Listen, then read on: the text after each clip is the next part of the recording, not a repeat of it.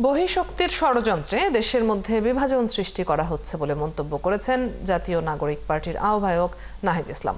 সোমবার পটুয়াখালীতে পদযাত্রায় তিনি বলেন, বিদেশি শত্রু মোকাবেলায় সবাইকে ঐক্যবদ্ধ থাকতে হবে।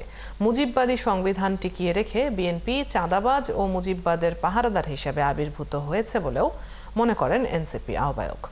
আরও জানাচ্ছেন শাহিদুজ্জামান সাকিব।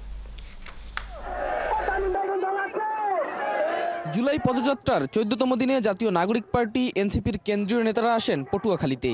খণ্ড খণ্ড মিছিল নিয়ে নেতাকর্মীরা জড়ো হন সার্কিট হাউজের সামনে। নাহিদ সার্জিসদের সাথে পদযাত্রায় অংশ নেয় তারা।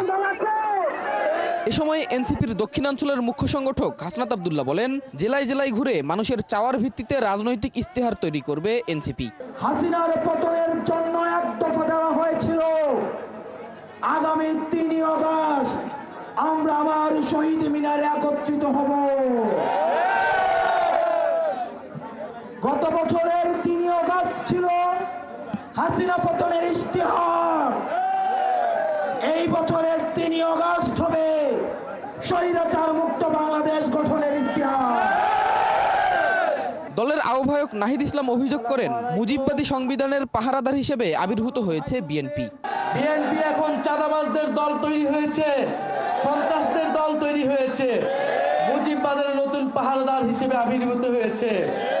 ফলে চাঁদাবাজ এবং মুজিববাদের নতুন পাহারাদার এসেছে, সেই পাহারাদারকেও আপনাদেরকে প্রতিহত করতে হবে, তাদের বিরুদ্ধে সংগ্রাম করতে হবে। বিদেশি শত্রুরা দেশের মধ্যে বিভাজন সৃষ্টি করছে বলেও মনে করেন নাহিদ ইসলাম। শত্রু বাংলাদেশের ভিতরে নয়, শত্রু বাংলাদেশের বাইরে রয়েছে। সেই বাইরের শত্রুর বিরুদ্ধে বাংলাদেশের সকল পক্ষকে ঐক্যবদ্ধ হতে হবে, কিন্তু বারবার বাংলাদেশের ভিতরেই আমাদের বিরুদ্ধে বিভাজন তৈরি করে রাখা হয়েছে। পটুয়াখালীতে পথসভা শেষ করে বরগুনার উদ্দেশ্যে রওনা হন এনসিপির কেন্দ্রীয় নেতারা। শাহিদুজ্জামান সাকিব, ৭১, বরগুনা।